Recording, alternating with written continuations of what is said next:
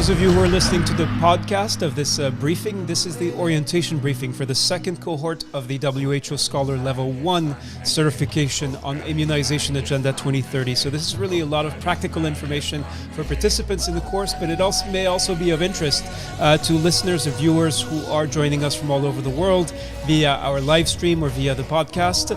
We'll be starting in 4 minutes, so if you're listening to the recording, just skip ahead 4 minutes to actually get to the point where you can, where we're kicking off this orientation briefing. A lot of information today, but critical information. I'm actually going to be sharing with my colleague Charlotte Mbu all of the most critical information that scholars, participants in our programs over the years have told us. This is what helped me actually make it through this course. This is a demanding, challenging, intensive course. There are no shortcuts. It is effort, not presence, that will be rewarded. And we'll be sharing all of the recipes, all of the tips and tricks that you need to make it through orientation this week and then the following 6 weeks of the course. So we'll see you in 3 minutes and 20 seconds.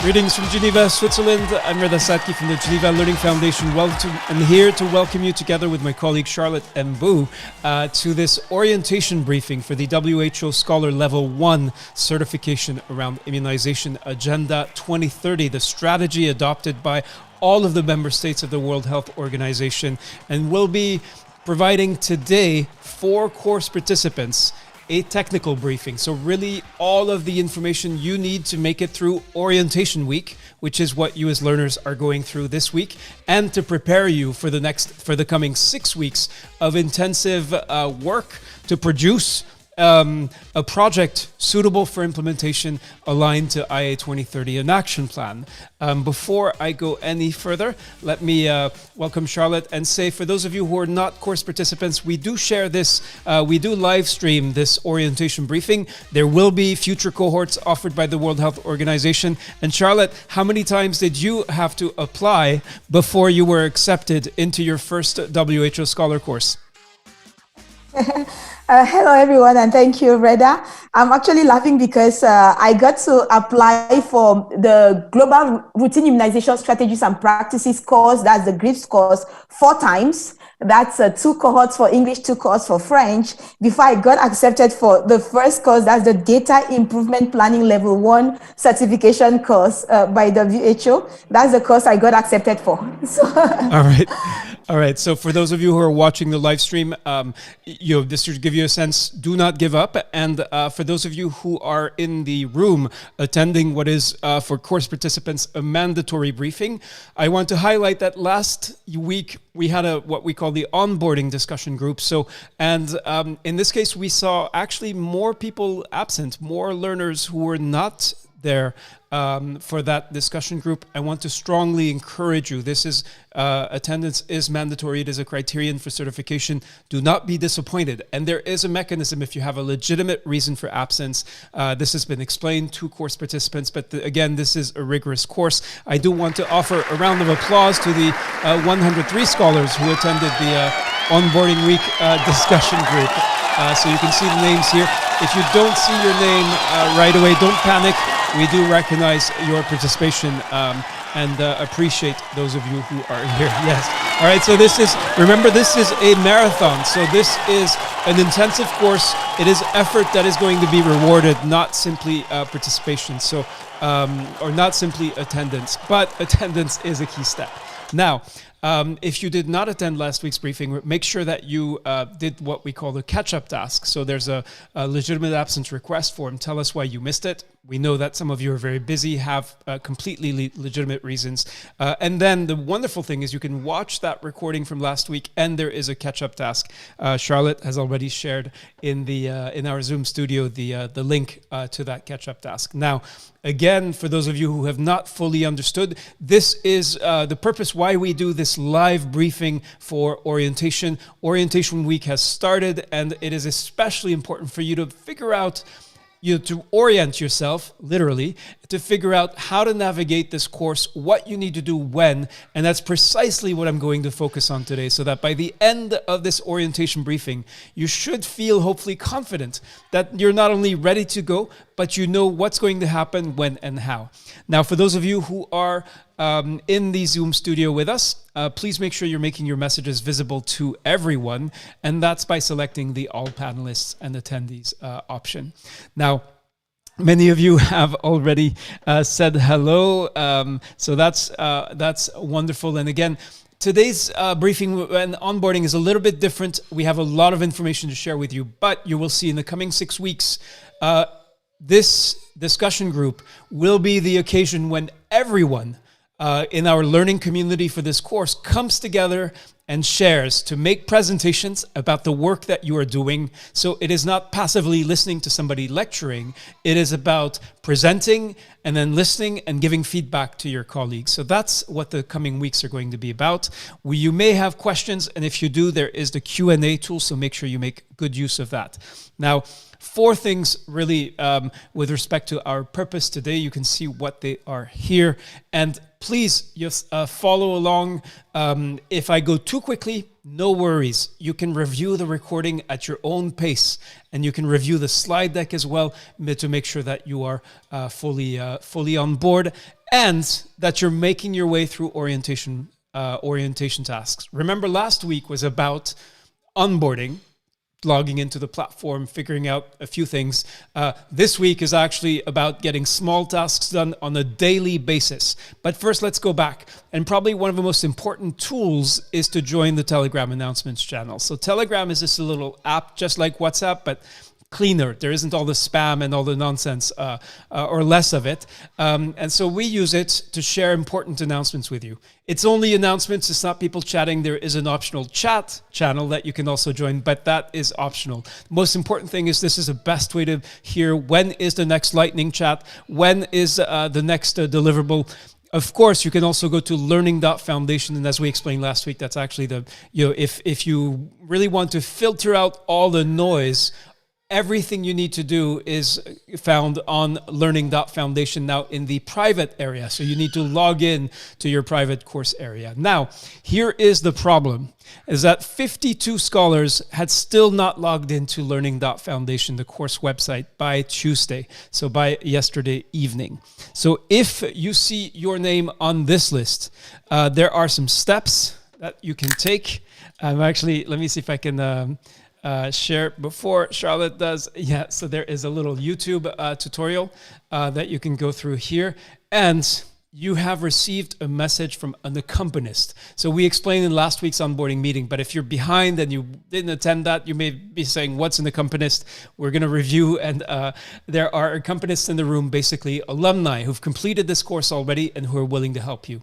Now, there are 27 scholars who forgot to do one thing. So if you see your name on this list, let me pull myself out of the way. If you are in the room and you see your name here, listen carefully. We need you to, when you view once you have completed a lesson, so once you've read through and watched the video, you need to click on complete lesson. If you do not do that, it looks to us like you're not doing any work in the course website. That is how we know. So if you forgot or neglect to do that, we'll assume that you're in trouble. We'll assume that you're falling behind. Conversely, if you just click that you just check everything and you don't actually read and view, that's a different kind of problem. You won't be able to actually complete the deliverables for this course. So this is also what it looks like if you are on a telephone. Now, if you haven't reached 100%, you click on resume course to locate the lessons you have not marked as complete. That will take you right to the last lesson that you were looking at.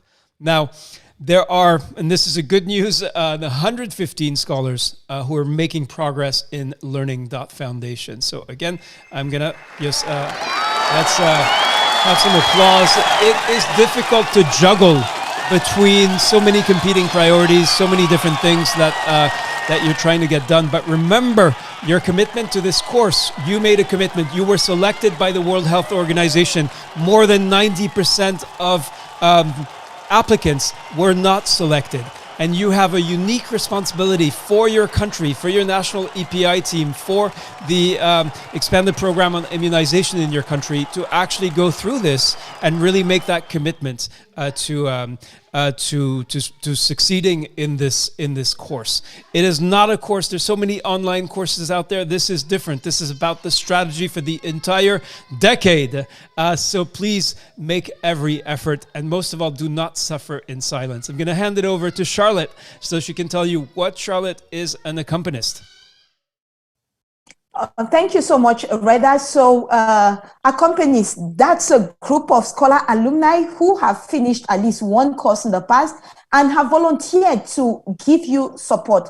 That is to help you go through the course, have a painless an experience as possible. So, and I want to invite and encourage you to join the SOS Get Accompanied Help channel. And thank you, Reda, for sharing the link in the chat. I just did as well. Right. There you can request for help, and an accompanist will respond to you as quick as possible. So please, when an accompanist reaches out to you to ask for help, do not delay to respond to them, because they are also busy professionals like you, but they decide to set aside their time to give you support. So be direct and clear in your consent, and like as Reda said, do not suffer in silence. Help is closer to you than you know. Wonderful. Thank you, Charlotte. And there are actually accompanists in the room. So if you are struggling, just say so in the chat and there will be an accompanist who can reach out to you. And some are actually getting quite impatient because they want to help, and either the scholar they've been asked to support has not responded, or they simply haven't really been in touch with somebody. So it's a funny situation where you have all of these people who have taken the course, who succeeded in this course, who are here to support you. So you just need to reach out to them. Now, let's talk about your orientation tasks. So, orientation day, this is day 3 of orientation. Started on Monday. And on orientation day 1, we asked you to review the key resource for this course and to ask your questions. So really, this is the Immunization Agenda 2030 sort of main document, but it's only the starting point because it's intended to be a living document. We'll talk more about that as the course progresses, and you'll be hearing it from the subject matter experts from WHO and other partners. Now, one key thing as you go through orientation is don't miss the downloads. All right, this is extremely important. You have on many lessons, you have you'll have a PDF. You'll have the video file. So if you struggle with streaming video because you have bandwidth issues, you can actually download the videos to your disk and then watch them offline. It's very helpful. It can save you a lot of bandwidth, a lot of bundles, whatever they're called in your country. So don't miss the downloads. These are often key resources. And then the second way to get the most out of this course is, if you have time, you read comments from your peers and share your experience. And you can see Umar Garba, Admire Dambojena, Ghulam Reza, Balzada, Kwazi Yeboah Awudzi, Elizabeth Mushinda are some of these scholars who have already been sharing. And it's not just saying hello or saying something cursory, but actually deeply engaging with what you are reading, what you are thinking about. Again, because it is critical. IA2030 is not just one more online course. There's so many webinars, there's so many courses. This is about the strategy for the entire decade that your country has made a commitment to and now needs to execute on, figure out actually how to get it done. Now, that's why we ask you to start with that key document. Now, on day 2, we ask you to select your strategic priority from the IA2030 framework and explain why. It's not just sort of picking from a list and saying, okay, this looks good. Coverage and equity looks good.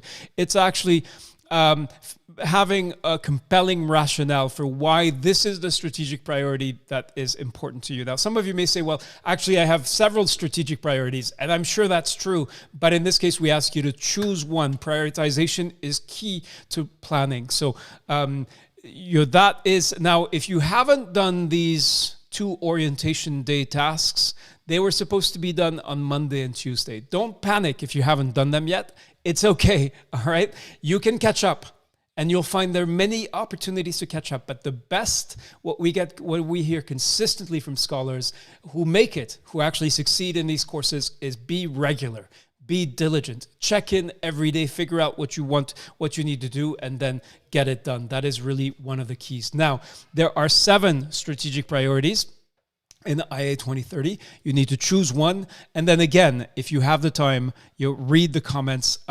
There's a lot of experience, significant experience being shared. There are ideas being shared. There are different perspectives that may be different from yours, or that you may recognize as that immunization staff everywhere face, despite the differences in context, it's very similar challenges. Now, today's task was actually to prepare for the discussion group and catch up on anything you didn't do. So in a way, you get a break, but you do have to spend this time here now. Now, you're going to be soon invited in the context of this discussion group to actually share which of these priorities is most important where you work. Why is this important to you? What would be your key areas of focus? So prepare, we're going to be calling for volunteers. So I've just put in those questions in the chat.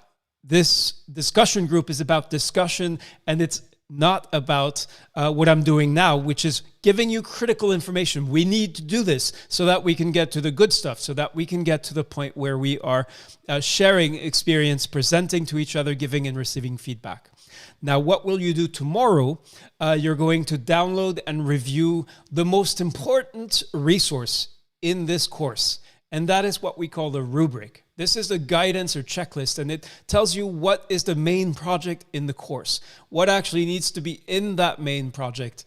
And so I encourage you to take your time tomorrow. Make sure you download and at least read through it. You may not immediately understand how it's going to work, what are the steps and so on. That we will get to in due time, but this will give you a sense of what we're asking you to do, what is the main deliverable. Alongside the rubric is a Word document, and that is the template in which you will actually develop your IA2030 action plan. So that tomorrow is a critical day. Don't miss it. But if you miss it, you can catch up, but it's better to just get it done on the day. Now, here you can see, first of all, let me draw your attention to the deadline. November 5th may seem like it's really far away, all right? But it will come very quickly because you are so busy. And developing an action plan is best done over time as you think about it, as you attend lightning chats, as you engage in the discussions, as you receive answers to your questions from WHO and other partner subject matter experts. But this is laying out what you need to do to develop this action plan. And on Friday is actually a critical step. This is when you get to speak back to us. And there's two things, really. It's one questionnaire. It will take you 5 minutes, maybe 7 minutes to complete, but it's a checklist. So it's the best way to figure out, have I actually done everything I was supposed to do this week? And then you can identify any missing items and catch up. And then we also ask you for your feedback. What was your experience of this week? Can we do better? Are there things that we need to improve? So that is what we'll be doing this week, looking ahead to orientation week. Let me see if there are any questions in the Q&A. Again, the purpose of orientation. So if you were there for the onboarding briefing, you heard this last week, but hopefully it's more concrete. And now you have actual tasks that you've had to complete for the first 2 days of orientation. So that is what we want to focus on. Let me see if there are any questions in the chat. So no questions in the Q&A, no questions in the chat. That's wonderful. Let's get now to the participant presentation. So here's how it is going to work. I'm going to lower all the hands in the room all right. And now we need a volunteer. So raise your hand. You'll find the little raise hand icon in Zoom. And then once your hand is raised, all right, then we have our first volunteer, Kerry and Guerre. You're going to correct the pronunciation of your name. And you can see the 3 questions here. These are the things that, let me see, I'm asking you to unmute. These are the things that you have worked on in the first 2 days of orientation. Kerry, do introduce yourself. Who are you? Where are you connecting from? What do you do? And then take on the 3 questions, please. The floor is yours. Okay. Thank you very much. Thank you very much. My name is Heri Sangwere. I'm from the United Republic of Tanzania. I'm working with Tanzania Red Cross, and my main task is creating demand, actually, because we have an investment in the community. So going direct to the questions is, first of all, I'm immunization focal person in my organization. So going straight to the questions, we have chosen the tools, strategic priority, which are important in our case. The first one is commitment and demand. Actually, we have invested for more than 12 years, I can say, through the routine immunization and supplementary immunization activities to support the country in the creating demand and trying to engage the community to take commitment to ensure that they access immunization activities in their localities. And our area of focus was hard to reach areas, which we actually have the comparative advantage in that area. And we actually engage community volunteers. Actually, those are our primary target, to have better knowledge so that they can cascade the knowledge to their colleague. And this is important for us because it's an area of expertise. Actually, we have a framework within the Red Cross movement the community-based health and first aid framework, which actually engage the community and put them accountable and ensure that they plan and organize and mobilize resources to ensure that they access knowledge and interventions in the area of activities. We don't own facilities in the community, so that it's not possible for us to give vaccination, but actually we can support the demand creation. But also we have chosen the strategic priority, the outbreak and the emergencies, because we are also working in the emergency situation. It can be up to a disaster level, but actually we are hosting the biggest refugee relief operation in Tanzania, in Kigoma region, and where we run the comprehensive health services in that context. So we found that the outbreak and the emergency priority also, strategic priority also is important for Red Cross, because also during emergencies like floods, population movement, or earthquake, which happened some years back in Kagera, we thought that because our volunteers are first responders in those areas, we can mobilize and recruit technical volunteers to support the interventions in such setting. Our key areas of focus will be all mentioned: the commitment to subnational support, investing into the community engagement and accountability framework, which actually within the country and the movement at large. That's what I can contribute for now. If there is Wonderful. any question, thank you very much, Kerry Nguere. Red Cross, Red Crescent movement does indeed have an important role in immunization. Thank you for sharing and for being the first one to volunteer. We have a lot more raised hands in the room from participants in the course. I just want to greet those of you who are following on the live stream. There's actually quite a few people, most of whom do not appear to be participants in the course. So I just want to update you quickly. This is the orientation briefing for the participants who were selected by the World Health Organization for the WHO Scholar Level 1 certification on Immunization Agenda 2030.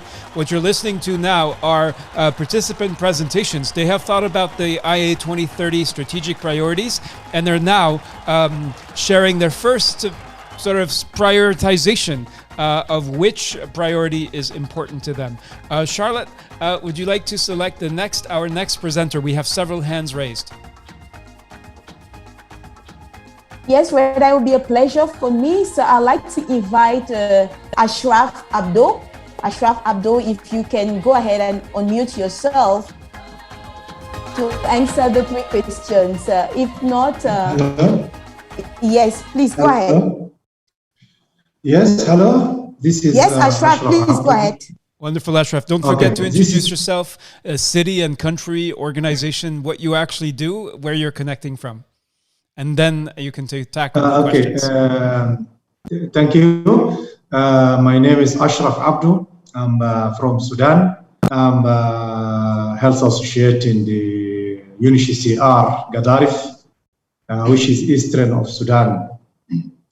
And for sure, we are dealing with the refugees. Actually, we have Ethiopian refugees by the last emergency from Ethiopia.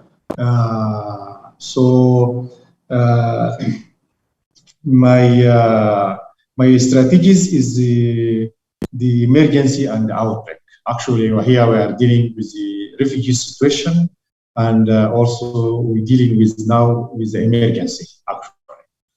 And the key strategies for this emergency, first of all, we have like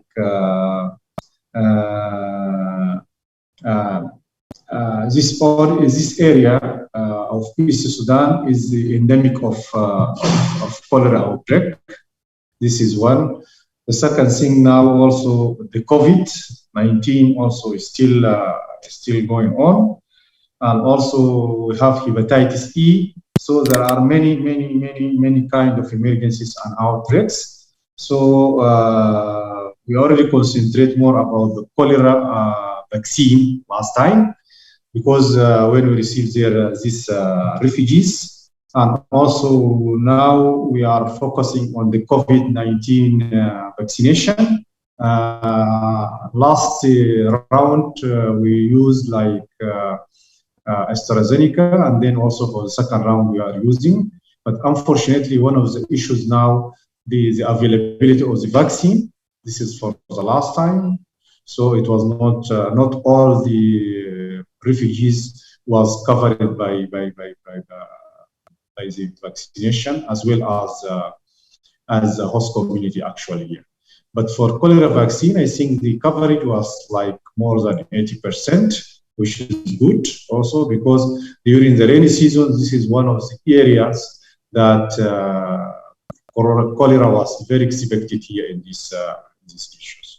So the second thing also, one of the issues that we have to concentrate more about the cold chain actually in the camps, because you see there is no sustainable cold chain in the camps actually. So we brought the vaccine from the very long areas to come and to take this routine immunization in the camps. So this is one of the key issues. We are going to support it with our colleague in UNICEF and other people. This provision and the sustainability of the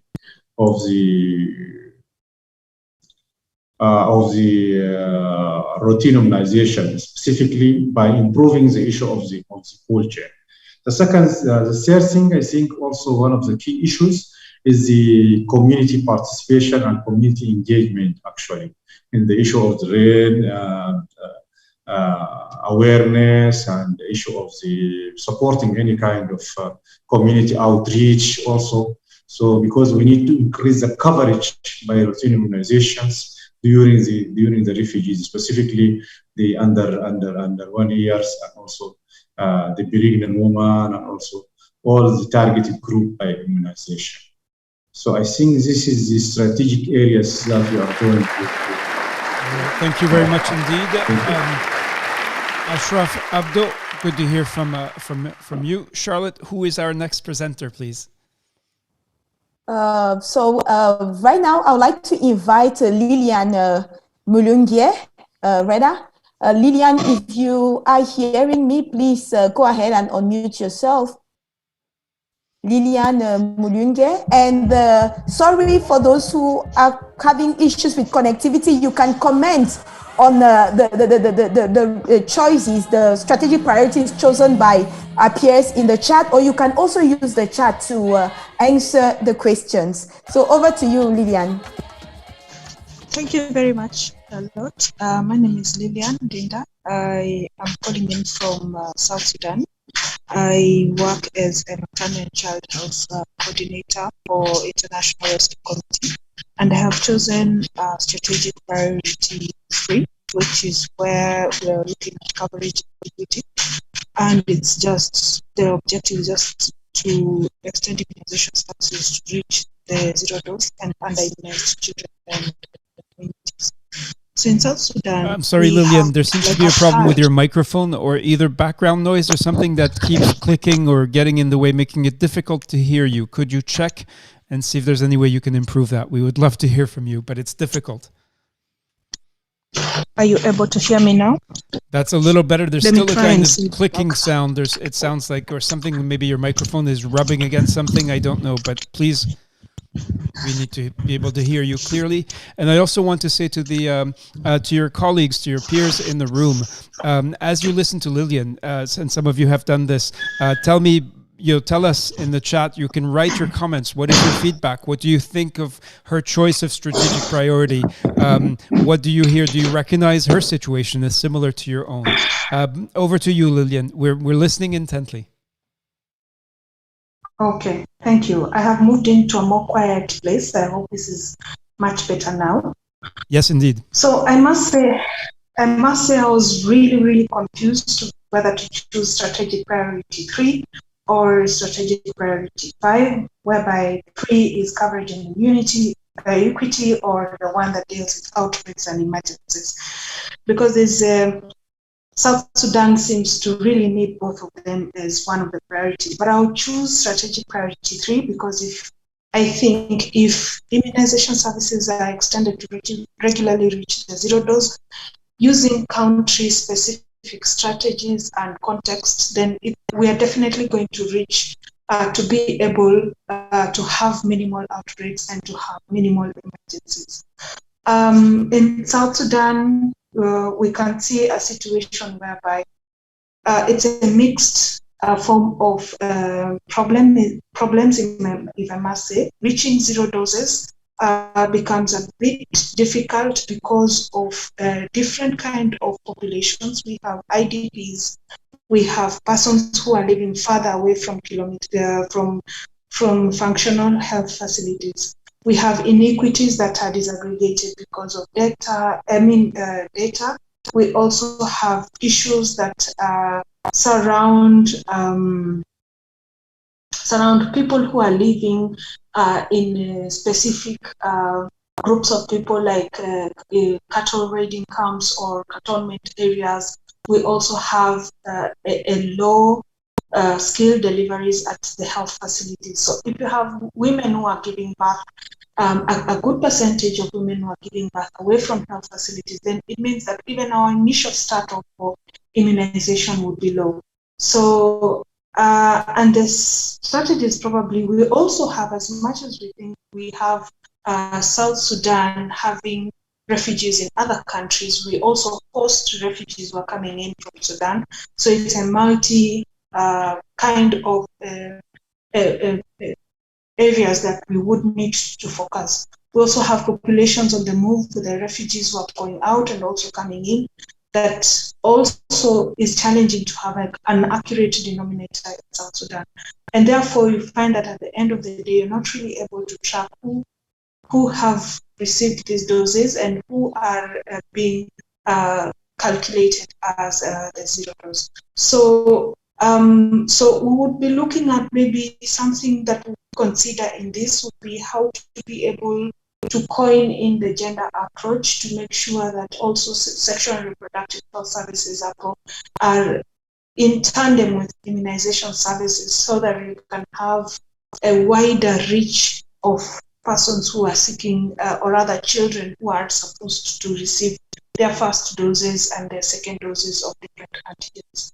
So I think that's what I think. It was difficult to actually choose between the two, and according to the country's multi-year plan, whereby they're with different partners, Gavi, UNICEF, they're looking at having different kind of channels where services will be provided either at static facilities, mobile outreaches, and then how can we really use community-based networks to scale and reach in order to improve coverage.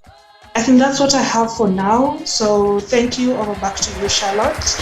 I'd like to give the opportunity. Wonderful. Thank you very much indeed, Lilian Mulunge, for your contribution. Let me see what have your peers said in response. All right. So we have Amel El-Tahir, who says, glad to hear from Sudan and South Sudan colleagues. And Al Hassan Houdi says, very powerful contributions. Now I appreciate this comment. What I wonder, Al Hassan, is what was powerful about what you heard. These are your fellow colleagues. I don't know what country you work in. And then Annette Kisaki says, for Lilian, the current choice of SP is applicable for South Sudan given the challenges faced to ensure that the 0 dose is reduced and hence the need to map those unreached areas. So remember, this is feedback from your peers. They may have significant, deep expertise in immunization, or they may be newcomers to EPI. So you have to exercise your own judgment as you receive and consider peer feedback. And for Tawase Roderick from Cameroon, who says, sorry for joining late. We're glad you made it. You'll be able to catch up with the recording. Leili Shamuradova says, I think everybody in this room has a lot of questions about vaccine effectiveness. So we need a strong immunization strategy to reach high immunization amongst population. I'm not sure what you mean by that, Leila, but it sounds, I think I understand what you're getting at. Not doubting the efficacy of vaccines. We know vaccines work, but asking how do we engage with communities? Back to you, Charlotte. Who's our next presenter? Thank you, Reda. We'll turn towards Riak, Iyok, Ajuak, Riakba, and you help to better pronounce your name. Please forgive me if I didn't get it right. So Riak, Iyok, if you can unmute yourself, we'd like to listen to you.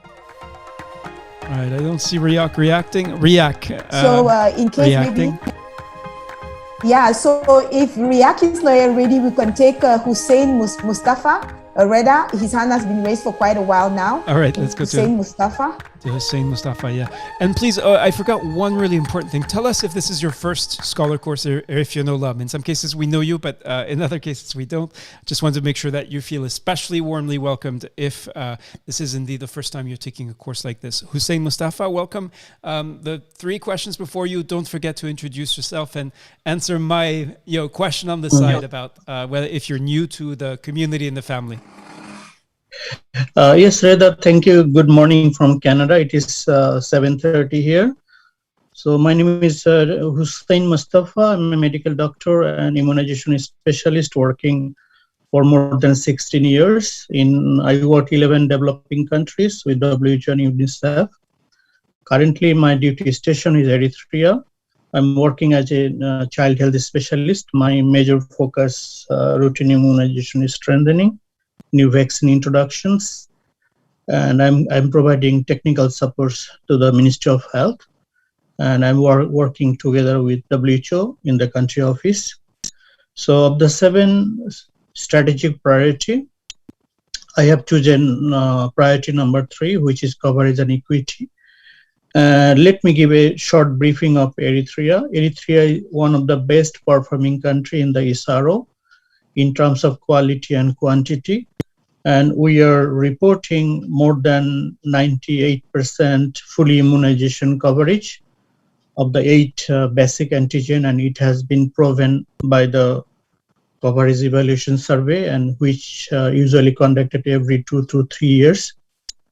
So we are in a good position in ISRO, but still, if you count the 2% unimmunized or under-immunized children, if you go to absolute number, it is still a big concern, because we are sharing border with Ethiopia and Sudan, and you know that there is a circulatory vaccine, the red polio virus too, in these 2 bordering areas.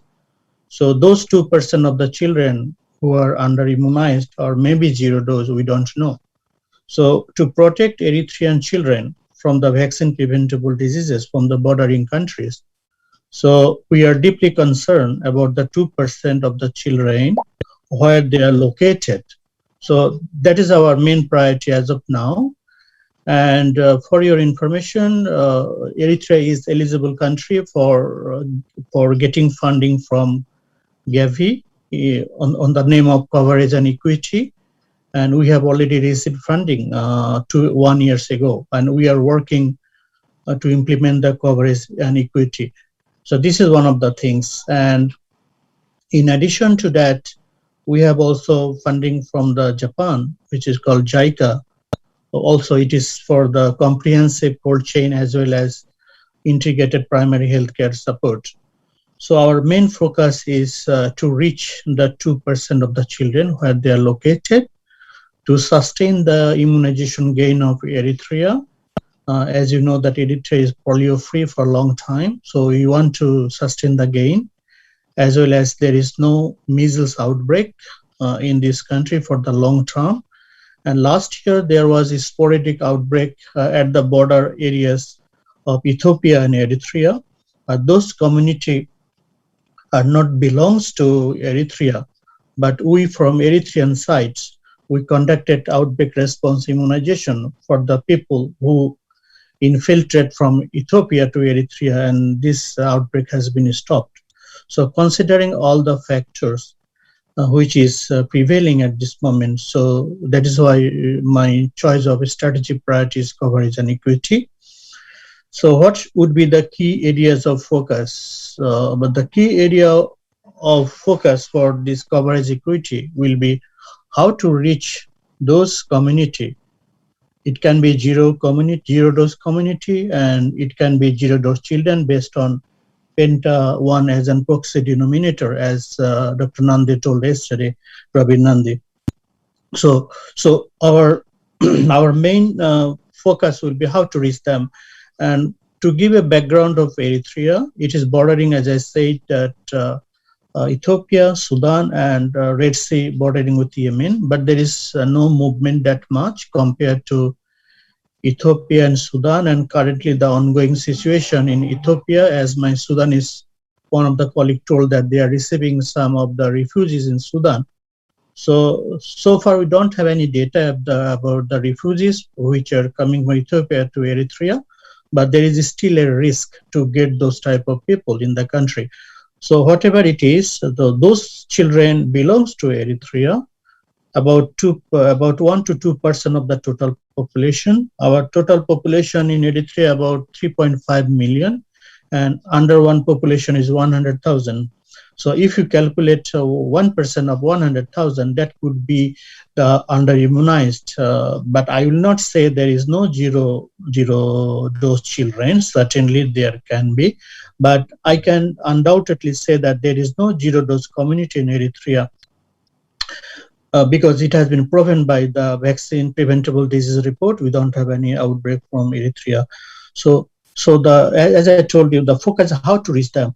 So currently we have 16 districts of the 58 districts in Eritrea hard to reach. And this 16 hard to reach, about 400 community, is very difficult to reach them. We have to use four-wheel vehicle to reach certain point. And from that certain point, we are using camel, donkey cart, and to reach those populations. And usually we make 4 times mobile clinic services plan per year, and each of the round it takes us about 7 to 10 days. So they have to sleep overnight for a particular communities until they finished. So these are the way that we are going to conduct our mobile outreach services for the hard to reach communities.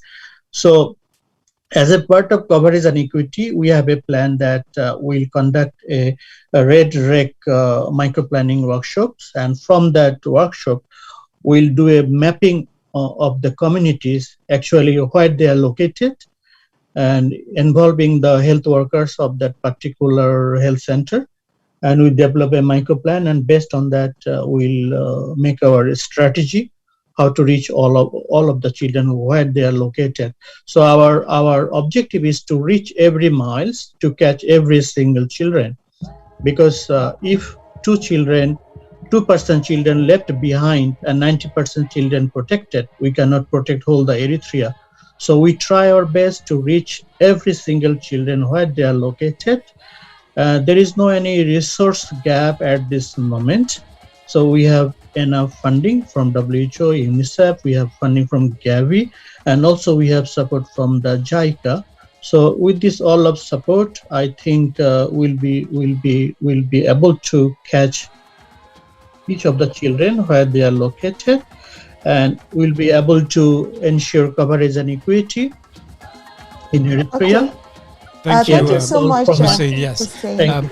So when you hear the music, that means you have gone significantly over time. Please keep in mind there are many other colleagues. We appreciate your contribution, your attention to detail, but also keep in mind there are many colleagues who still have their hands raised. Thank you, Hussein Mustafa. I see one question in the Q&A from Enrique Paz. I see Charlotte is typing an answer, but Enrique, there is a structured process in which you will be giving and receiving feedback on various at various stages of the course. So I urge you to share that feedback, and we're happy to discuss with to engage separately from this course with with our friends from USAID or from JSI in the context context of partnership dialogue, but this is really the focus on the coursework. Charlotte, who shall we hear from next? I hope that answered your question, Enrique. Okay, Reda Nintin Patil already has their mic unmuted, so over to you, Nintin. Thank you, Charlotte. I think I'm audible now.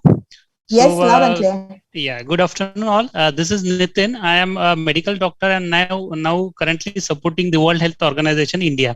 I work for India at state level. I am mostly into the immunization as well as the surveillance program, the disease surveillance program for the vaccine preventable diseases, as well as supporting the COVID vaccination also. For me, among the 7 strategies of the IA2030 plan, I think the immunization program in primary health care and universal health coverage becomes important point of strategy from my point of view, because I am very much into this program. Let's say when it comes to the immunization program, you see India is one of the populous country in the world. So every year we have almost 2.9 crores of children which are born, and to give vaccination to this much of a cohort becomes a very big challenge. So India is giving a very big effort to immunize these children through their universal immunization program.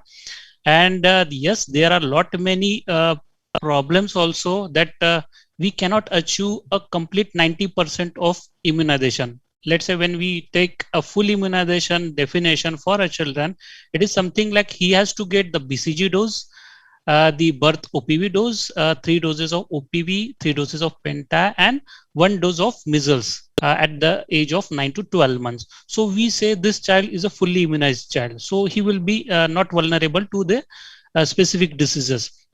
So now India is coming with a program called Mission Indradhanushya to achieve a routine immunization coverage of 90%.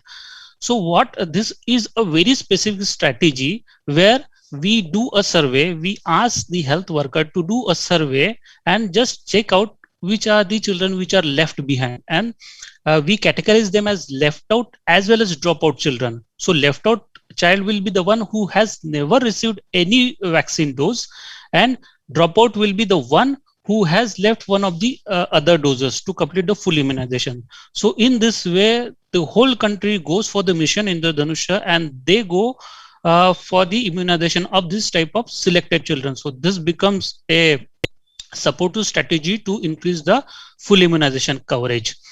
Now coming down to the COVID vaccination, it is something again, India is a very populous country, as well as you can see India becomes a major hub to let's say the development of the vaccine. You can see a lot of vaccine is being manufactured in India, and India is exporting the vaccine. The same way COVID vaccine is also been exported to many countries. So such a big cohort, India is almost vaccinating 2 crores of the beneficiaries every day.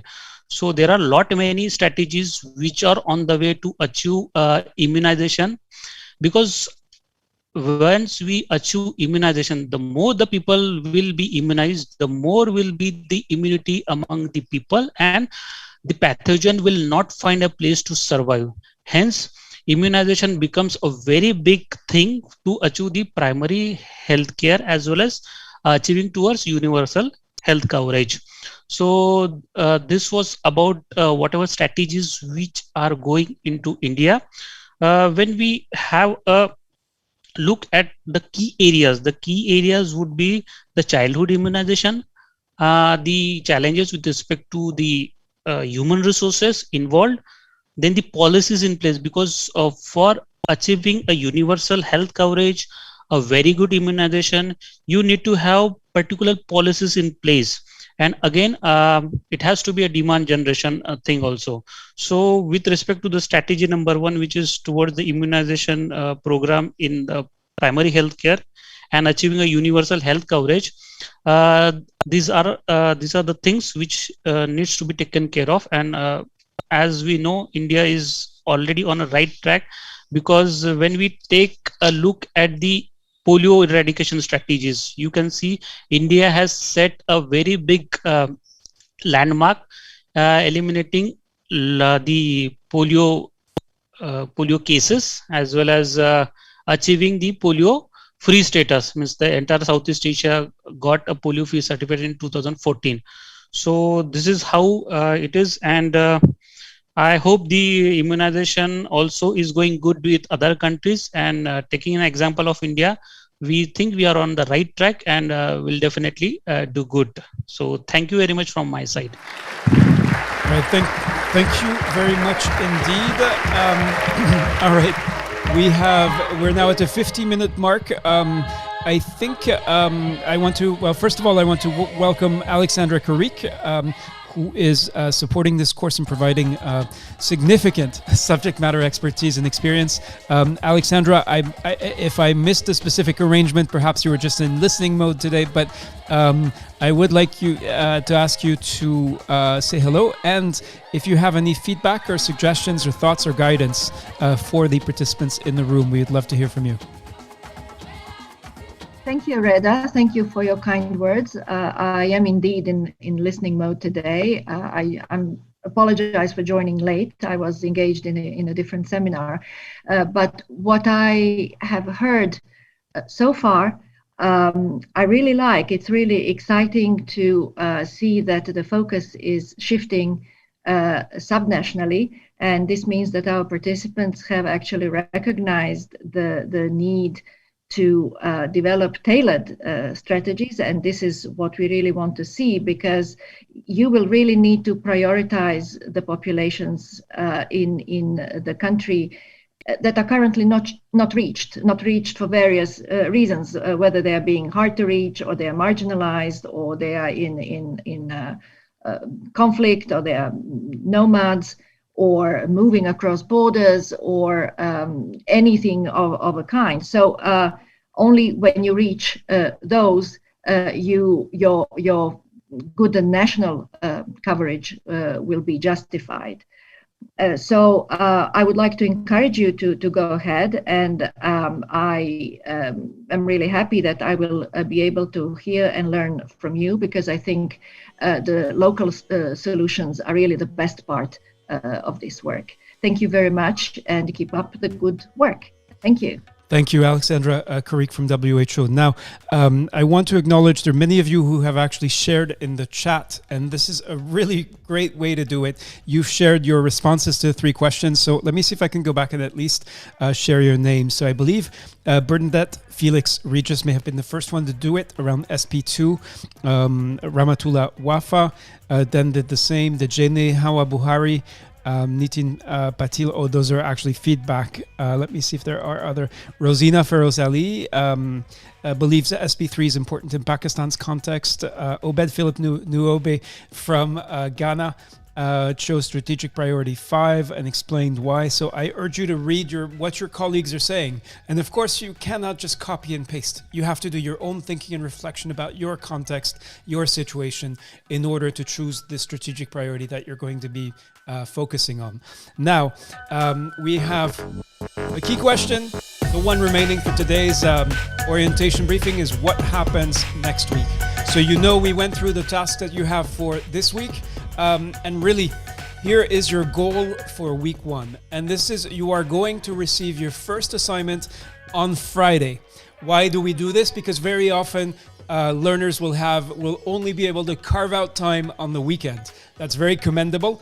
And so we want to make sure that you have this weekend, rather than getting into a situation next week where you would be asking for additional time and an extension, because unfortunately, no extensions will be granted or considered because of you will be giving and receiving feedback to each other. So we need everyone to be in sync. Now, the key step also, on learning.foundation, you'll find the instructions to join what is called Peer Grade. What is Peer Grade? Peer Grade is the platform where you're actually going to submit your assignment, and it is a platform where you will be doing peer review. Now, here is a recommended daily schedule. So remember, tomorrow you'll be getting, there are weekly assignments, But don't wait until the final week to work on your main course project, and you'll be receiving the instructions for that tomorrow, Thursday. Now, Friday, you get the next week's assignment. So you have that weekend, if that's when you organize your time to work on it. Monday, you'll find video tutorials for guidance. Tuesday, we suggest that's when the time you have, you use it to really develop your responses to the assignment. Wednesday, of course, we have this weekly discussion group, and this is where we'll be asking you, even if your work is still in progress, present what you have, and then colleagues in the room will give you feedback. And if there are WHO subject matter experts who've committed to attending these sessions and listening and giving feedback, sharing their guidance as well. Now, again, a reminder, and this may seem repetitive. Some of you are already committed and dedicated. So you may be wondering, why do they keep saying this? Why, but we want to make sure that it's clear in your mind, like the commitment, the motivation has to come from within. Again, it is effort that is going to be rewarded here. And so you can see some of the points we make about that, about responsibility for your own learning. We will respect you as adult learners.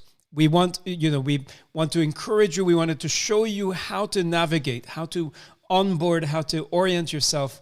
But once you figure that out, we're not going to be chasing after you for your homework. We know that you're responsible adult professionals. Will treat you as such.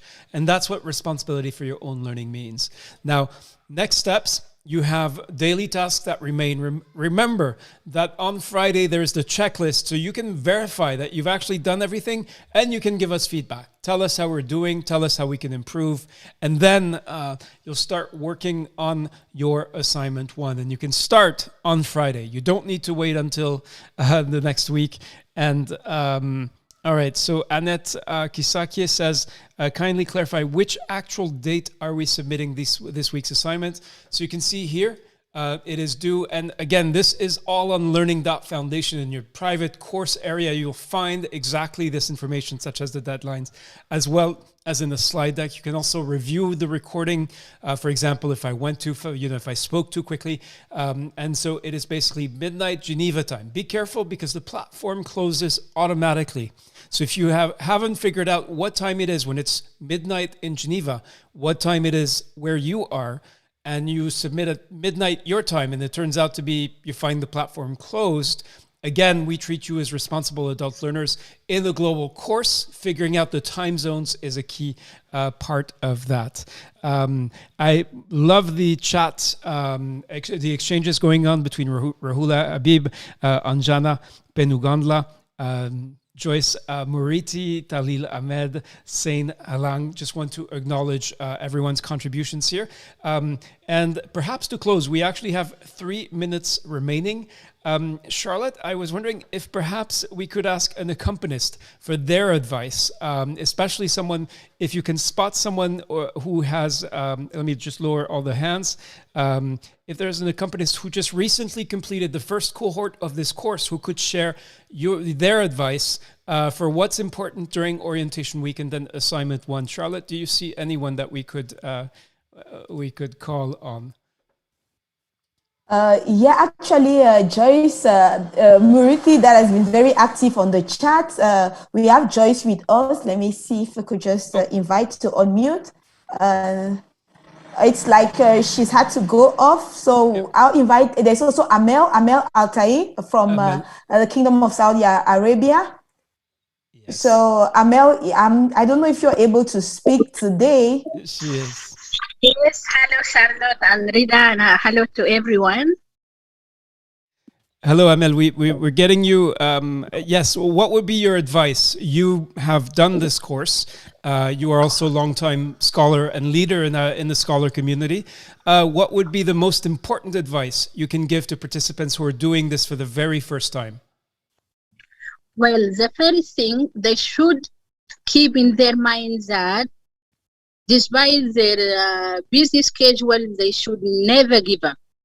And they should understand that they are not alone. As you and Charlotte always keep telling us, don't suffer in silence. Whenever you stuck, you don't know how to start, what strategic priority can you choose, whatever, all the details throughout the course. You just ask for support. They have the Telegram groups. They can just send a message, and any one of us, we are really happy and we are ready to support them. Then whenever they are busy, they cannot attend any online group discussion, weekly meeting. There is no issue, because I have seen always Charlotte is sending in Telegram groups all the recording, all the slides, and then they can catch up with whatever they missed. So I wish all the best to all of them. And those who are really busy, they can also set a time, and they will succeed by the end of this course. Thank you, Shah.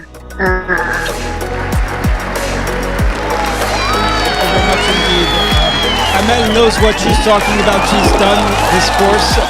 She's done many other scholar courses and has succeeded in all of them. So her words of wisdom, I hope, will serve you well.